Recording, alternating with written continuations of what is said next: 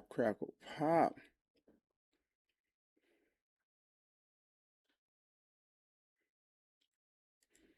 What's goody, what's goody, what's goody, y'all? It's your boy Down the Divine, and I am back. I'm gonna do something a wee bit different today.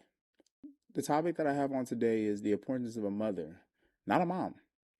There's a lot of individuals who understand the difference between a mother and a mom, a father and a dad. So today I want to go ahead and cover the importance of a mother, not a mom. And I think on the next one I'm gonna do a father, not a dad. All right. So with that, before if anything, I always say like, comment, subscribe. Right now, I am not in the gym, but if I'm in the gym, you'll be able to catch me on a different platform, and we still have some real talks. That right there, that YouTube is going to be Road to Pro. I'm going to end up posting it down below. Um, but you can find me on Indie Family, which is usually where I end up going, where I live stream, and I end up editing and putting the stuff up on the Divine Time on YouTube. So that one is divinely underscore divine for the YouTube. I'm gonna go ahead and post everything down below. All right. But I want to go ahead and get into it. Oh, now that we have set the mood, y'all ready? You ready? I'm ready. All right, let's get into it. So imagine two gardens. One is wild and unattended, where a young sapling is left to compete with weeds. Its gardener, acting more like a fellow plant, sharing the same soil and sunlight without providing any support. The other garden is carefully cultivated. The sapling there has a strong stake to grow against. It's protected from storms and is given just the right amount of space to reach for the sun. One of these saplings will grow twisted, constantly fighting for light. The other is being given the foundation to become a strong, thriving tree. So, with that, today we're exploring the huge difference between a mom and a mother and the lifelong psychological impact each one has. Now, this isn't about pointing fingers, which we all want to do. Our parents often do the best they can with the tools they have. Now, granted, nobody, there is no manual on how to be a good parent, okay? So sometimes just repeating patterns from our own childhoods. But understanding this distinction is a game changer, not just for making sense of our past, but for building a healthier future for ourselves and for the next generation. I know anybody who is a parent, I'm a parent my damn self. I want my kids to go further than where I went. I don't want them to continue my legacy. I want them to surpass the legacy that I have. All right? It's about seeing the difference between a role filled out of necessity and a bond that truly nurtures a child's soul. Let me know down in the comments, and anybody who's on right now, Phoenix Rising, if this is a topic that hits home for you. And don't forget to subscribe for more content that helps us understand ourselves and our relationships a wee bit better. All right? So, the first thing that I want to talk about is the mom archetype, the friend and the ghost. Yes, I say that again, the friend and the ghost. So, what do we actually mean? What do I actually mean by a mom versus a mother? A mom often falls into one of two camps. The best friend, which I'm not going to lie, you see a lot these days, or either the ghost, where they're just not even, they're not there. That's kind of like they have that prom night dumpster baby and they toss them away, or they give those children up to foster care. But anyway, in both cases, the lights are on, but nobody's truly home emotionally. Now, the best friend mom is the one who treats the parent slash child line like a jump rope, blurring it completely. She might lean on her child as a confidant, how unloading about money troubles or relationship drama. This turns the child into an emotional sponge, soaking up adult anxieties they simply aren't equipped to handle. Have you ever ran across those children to where it's like they never really got to be a child because they were put in adult situations at such a young age? This dynamic, known as role reversal, is like making a child the captain of a ship. They don't know how to steer. It might look like a cool modern friendship, but it wrecks the parent's authority and builds the child's life on a foundation of sand, creating deep insecurity. A child needs a lighthouse, a steady beacon, not another boat to rescue. Then you've got the ghost or the emotionally distant mom. I ran across I've known, I'm not gonna say friends. I've known some people when I was younger to where their parents weren't there. Their parents came around at nighttime or were sleeping during the day, and these individuals had to raise their siblings themselves. So it's like their parents were pretty much ghosts. The bills and stuff got paid, but that was about it, you know? So she makes sure there's food on the table and clothes on your back. But it's like living in a home where the heat is always turned off. There's a distinct chill in the air. I said, ooh, it's cold in here. Anyway, she might seem bored by your achievements, wave off your feelings, or just be unable to show affection. When a child is bursting with excitement or crushed with sadness and gets nothing but a blank wall in return, they learn a devastating lesson. Anybody know what that lesson is? They learn that my feelings don't matter. They feel invisible, like a ghost in their own home. This can create what psychologists call the mother wound, a kind of attachment trauma that instills a deep seated belief that you are fundamentally unworthy of love and care. Give me 1 second. Y'all getting some video? Y'all getting some camera time? No, we just had to give a hug and a kiss. Oh, y'all going to bed? Okay. Yeah. All right, then, my little Stitch. My little firefighter. You sad still. I mean, I've had him for 15 years, so yeah, it's a little. I think you were outside running. I finished that probably about 30 minutes ago. Okay, so that was you coming up the I'm sure you didn't hear me. I'm sure you didn't hear me come up the steps. I mean, then again, maybe you did. You can hear two. You can hear two rats screwing underwater. So. All right. Love you, boy. I'll see y'all in the morning. Okay. Okay. So yeah. Did you play? Anywho, I'm gonna edit some of this out. Y'all can see how I interact with the kids. That's perfectly fine. This is on Indie Family. We're live on Indie Family, so everything you need is Indie Family. Yeah, don't step in because your booby's gonna be all up in the camera. I mean, we already got the kids looking at y'all, looking at you as a stick figure with two. They really do. They use it as little stress balls. They go, "Hey, mom, can I have some? Can I have some milk?" Mine. See, you started it. Can I have some Cheez-Its? They say Cheez-Its in the pantry. Can I have some Cheez-Its? Hey, that's all I mean because Cheez-Its is bomb. No, he likes apple straws now, so that's good. Oh, that's why there's 3 bags in the pantry. Okay, I was wondering. I was like, what the heck is this? Sale, so I got them because they were sale, and it's a nice healthy snack. So nice healthy camera. You trying to get some camera time, girly? Good night. You got beautiful eyes. You know that? I know she did. You got beautiful eyes, girly. You gonna cause daddy to go to jail when you get older. What? Yeah. Stack up some bail money right now. Mm-hmm. You gonna have all the guys chasing you, girly. Daddy. Yeah, the world we're in, you gonna have some girls chasing you too. Well, tell your sister to stop being so adorable. Keep being yourself, honey. You don't have to be about Yeah, keep being yourself. Anyway, I'm gonna get back to it. All right. When the children end up feeling like a ghost, where it's like they're alone in their own home, they're invisible. So this can create what psychologists call the mother wound, a kind of attachment trauma that installs a deep-seated belief that you are fundamentally unworthy of love and care. The long-term effects of growing up with a mom instead of a mother are massive and can follow us right into adulthood. So many adults who had the best friend mom find they have a real problem with authority figures and struggle to follow rules. Did I have a best friend mom? No, because I remember my mom always telling me, she was like, I'm your mother, not your best friend. Your little friend. No, my mom would always say, she's like, I'm your mother, I'm not your friend. So I don't know, especially that time she socked me in the face. Yeah. I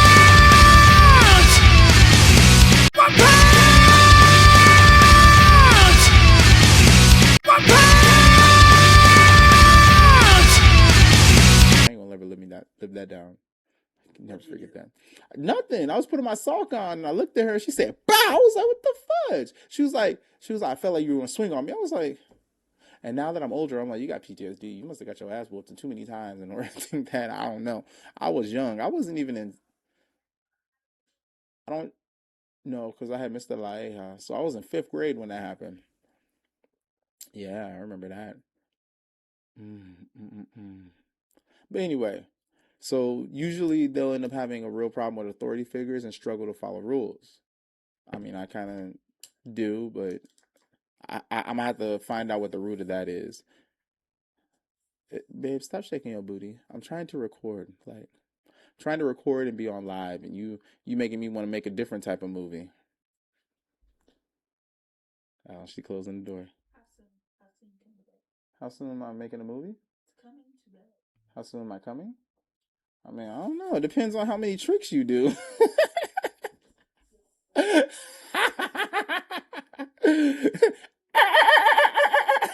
me stop. All right, anyway.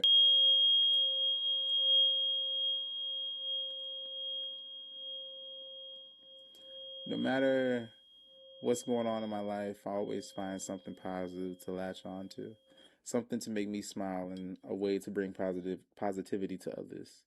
I shall be a beacon and a light to not only myself, but those around me.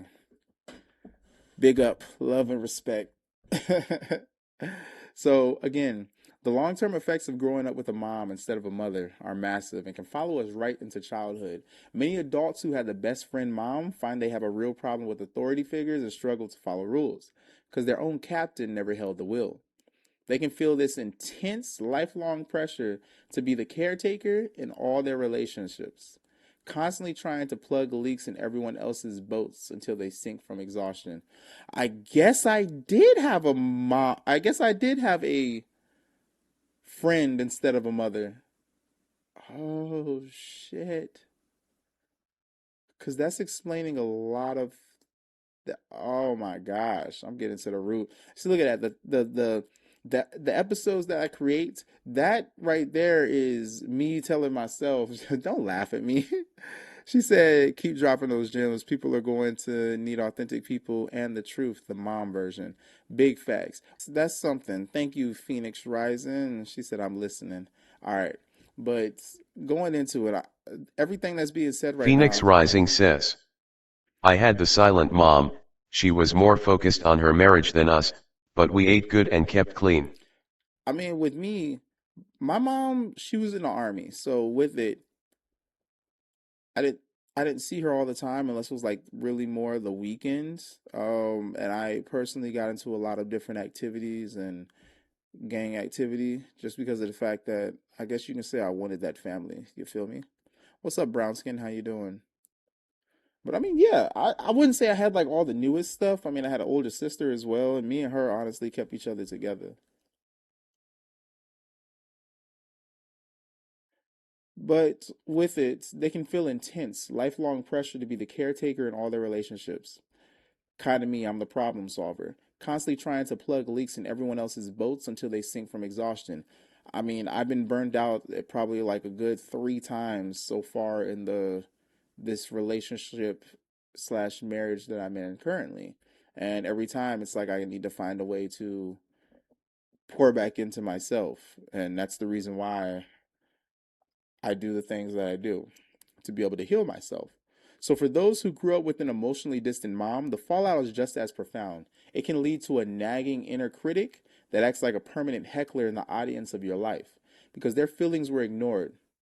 They might struggle as adults to even know what they're feeling, let alone express it. It's like trying to read a map in a language you were never taught. Facts. This often shows up as a low self esteem because a child sees that lack of emotional response as proof of their own unworthiness. Mm. Adults from this background often find themselves constantly fishing for approval or becoming perfectionists to finally earn the love that was always kept just out of reach. I'm telling you, when you sit down and you write things down and really look into why things are the way they are, I've always learned that for me, the things that I tell people is also a reflection of myself. And there's a lot of times where I will say things and I don't necessarily remember what I've told somebody until they tell me later on. And then the shit hits me hard. What's up, Juan? And I'm like, dang, we are all connected. And oftentimes, the people who are drawn to you are individuals that are dealing with the same things that you may not realize you're dealing with. So, the things that you tell them, well, for me at least, the things that I tell them or inform them about are lessons and things that I needed to hear my damn self. And this right here is one of them. So, when it comes down to my platform, Phoenix Rising says, yup. you're it's not just for everybody else. I'm like, I want to reach those that need to hear it. But also at the same time, these are things that I need to hear as well. Because as I go through and I'm editing all of this, I'm going to be listening to it again. And it's going to hit even harder the second and third time that I go through it. You feel me? Edit that part out. But yes, adults from this background often find themselves constantly fishing for approval, seeking that approval or the validation of something that's going on if they understand what is really happening, or becoming perfectionists to finally earn the love that was always kept just out of reach. I remember my mom told me she was disappointed in me. Even recently, I've kind of had a falling out with my mom because I realized that, you know what? There's a lot of things that I have stopped doing just because of the fact that you're always judging me according to other people. Like even with my mom being on my podcast, every Sunday, she then sleight of hand criticized it because my stepsister started a YouTube channel and she's blowing up after having it for like a month. I've had mine for a couple of years. I started off as a podcast and then moved it onto YouTube, and she's comparing it. And I'm like, we don't do the same things. You feel me? Welcome in, everybody. How y'all doing? Go ahead and shoot a comment, listen in. Today's topic is a mother, not a mom. But continuing on with that, we often sometimes become perfectionists because of the fact that we want to earn the love that was always kept just out of reach for us. But both paths can make a person more vulnerable to anxiety. I've got depression, as they state depression, and a pattern of falling into unhealthy or toxic relationships. Yeah, I've been in a lot of unhealthy and narcissistic, toxic relationships. And with that, fuck me. I really need to do this episode today. I see why you. Thank you. Thank you. Thank you. I've been holding off on this topic. Like, I've had this script written up for probably about a good month now, but I haven't been doing it. And something was just like, do it, especially after Sunday's episode that I had with my mom.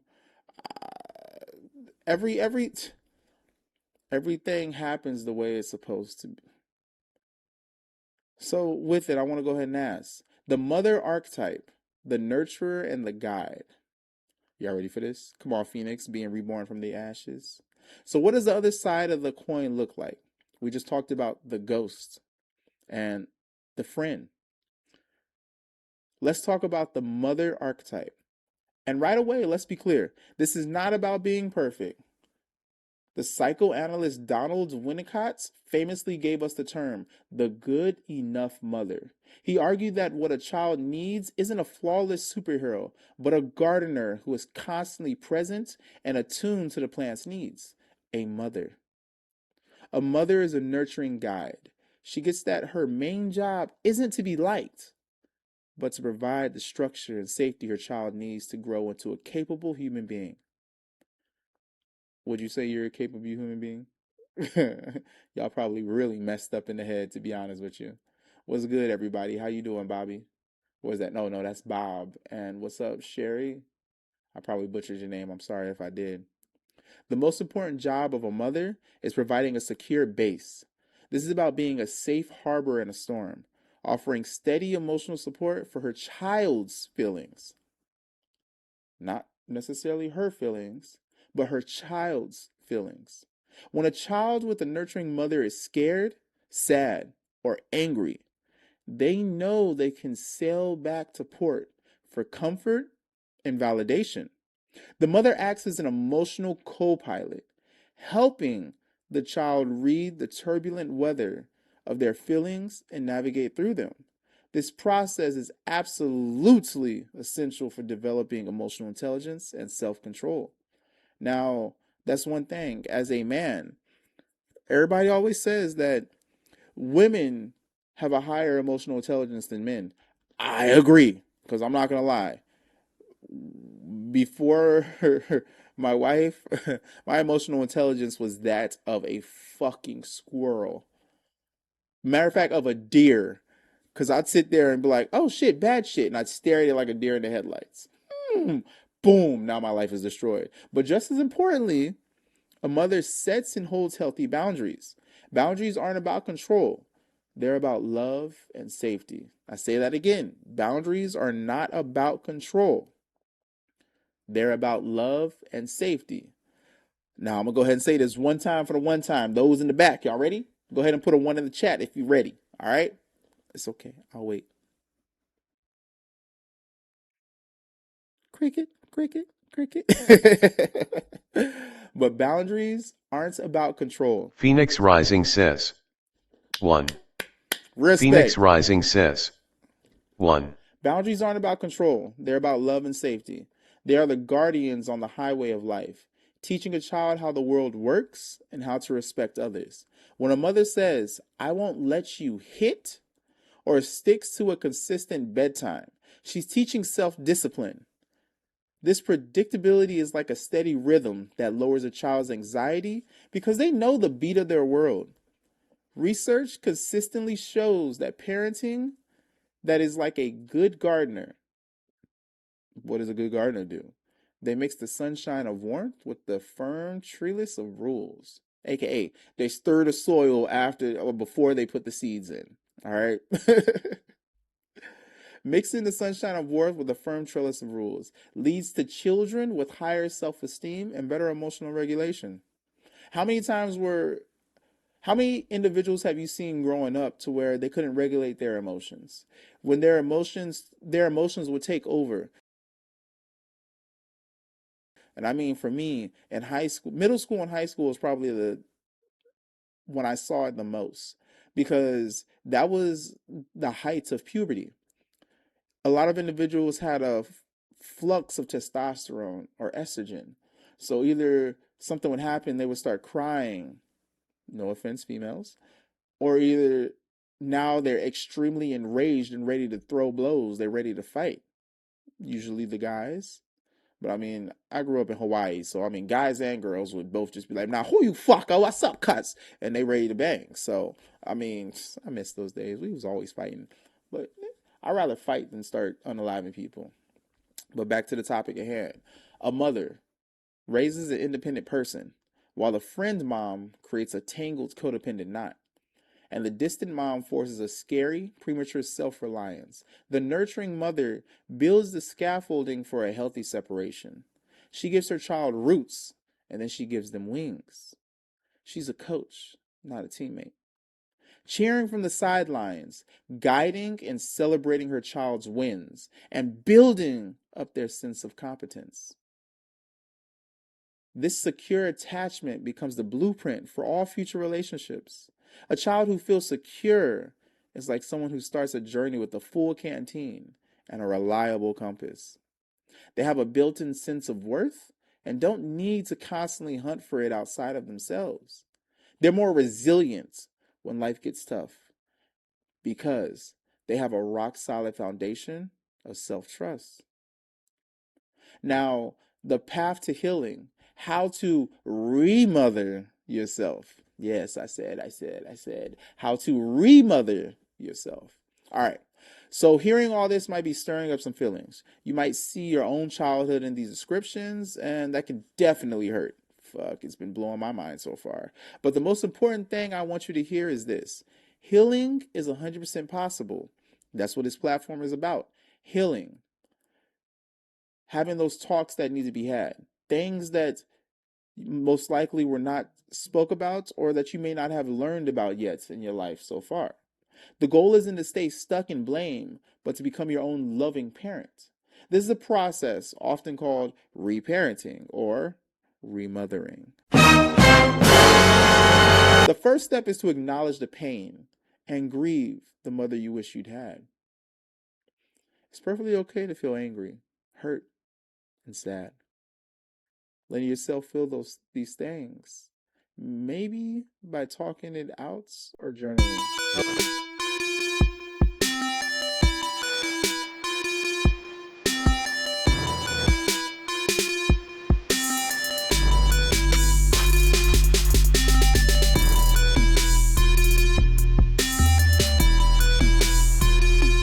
I know I journal quite a bit. It's like being the star witness in your own case. You're finally validating the truth of your experience, which might be something you were denied for years. Were you denied validation? Go ahead and drop that down in the chat. Next up is practicing self compassion, that nasty inner critic so many of us have. I know everybody's got two wolves inside them, a good wolf and a bad wolf, constantly battling. Now, the question I want to ask you is, which one wins? I'm going to go ahead and say this, and I'm going to give you the answer after, so that way you have some time to think about it, okay? It's often a recording of a critical or absent parent playing on a loop. Healing means consciously working to change the station, from like FM to AM. There's a lot less stations on AM because not everybody is in tune to be able to listen to that. You have to replace that static with a kinder, more supportive voice. Try to treat yourself with the gentleness you deserved as a child. This can be a daily practice of just noticing your self-talk and actively choosing a more supportive script. Now, the answer to that question I asked earlier, which wolf wins? The one that you feed the most. So if you're feeding more into that negative criticism, that little demon that's on his shoulder going, yeah, fuck them, nah, you ain't shit. I don't know why you would do that. You ain't smart enough. What made you think that you can go ahead and take this freaking test? Think you're gonna pass that on your first try? You stupid as shit. Or are you gonna feed the one that's over here going, girl, you got this shit? Man, yo, King, don't let your crown tip. You got this. It was just a quick slip up. You got it on the next one. Fail means first attempt in learning. So don't ever give up. And you never did lose. It's always, what did you learn? Who are you feeding? Okay. So developing self-awareness is also a game changer. If you grew up with a mom instead of a mother, you might not know what you're feeling or what you need. Start by becoming a gentle detective of your own inner world. Ask, what am I feeling right now? And what do I need? Learning to identify your own emotional weather patterns is the first step toward actually navigating them. Finally, you have to learn to set boundaries. I know boundaries. Whew, the shit that I've been through, I was forced to set boundaries. This is crucial. Trust and believe. This is crucial. Whether with your parents or in your adult relationships, think of boundaries as a fence around your personal garden. All right? You got that chain link fence around your personal garden. That right there is your boundary. Protecting your energy and peace from being trampled. You got all these wild boars outside that personal garden. That's all these individuals trying to disrupt your garden. They're trying to get in and dig up your carrots, munch on your lettuce, destroy your collard greens. That's why you got that boundary. Matter of fact, let's make this boundary strong. Let's put on a little shock onto that chain link fence, all right? So when these wild boars come on, all you hear, and they go running away, okay? So if you have a parent who still treats you like their personal confidant, you can learn to say, I love you, but I'm not able to carry that for you. It can feel incredibly hard at first, trust and believe. It's going to be like speaking a new and unfamiliar language. How did Missy Elliott say that? Is it worth it? Let me work it. I put my thing down, flip it and reverse it. It's your primitive is why yet. It is a radical act of self-respect. This right here is also how you're going to be giving yourself that self-respect, because healing the mother wound frees you to become the person you were always meant to be. Now, there's a lot of individuals who may not understand what their purpose is. That's because they haven't worked through some of the traumas and possibly the guilts that they're holding in to be able to see what their worth is, to understand what they are here to do. There's a lot of things that we go through just so that way we can help others go through it. The difference between a mom and a mother isn't just about words, it's about the entire architecture of who we become. One role can leave a child feeling like a house built on shaky ground, insecure and unworthy. The other provides the solid foundation needed for a resilient, confident, and emotionally healthy life. I know the house that I just bought, I guess it had a mother complex because its foundation's a little. Shake it. Exactly. The bond with our primary caregiver shapes how we see ourselves in the world. But it doesn't have to be a life sentence. By understanding these dynamics, we empower ourselves to heal. We can become our own gardeners. Ooh, I think that this is the only time my wife will be okay with me saying I have a hoe. I'm stupid. She gonna smack me for that. We can become our own gardeners, breaking generational cycles and learn to provide it for ourselves and for our own children. The nurturing, structure, and unconditional love, agape, agape love, unconditional love, that every single person deserves. Healing is a journey of coming home to yourself. So I ask you, what was your biggest takeaway from this? What was your biggest takeaway from this? Drop it down in the comments down below. You experienced the difference between a mom and a mother in your own life? Question mark. And share your thoughts in the comments below. Your story is valid, and sharing it can help someone else feel a little less alone. Once again, thank you for watching. This is your boy, Donley Divine, and this is Divine Time. Hey, beautiful souls. If you love deep conversations about life, love, and spiritual growth, help us reach more like-minded people. Like, comment, and share to push these powerful episodes through the algorithm. Let's build a community that thrives on wisdom and connection. Find us everywhere. YouTube at Donley_Divine, Facebook and Kick at DIVINETIME Podcast, and also follow the blog, divinetime.blog. If you're looking for your soul tribe, join our Telegram group, Warriors of Love. Together we rise. Divine time is now.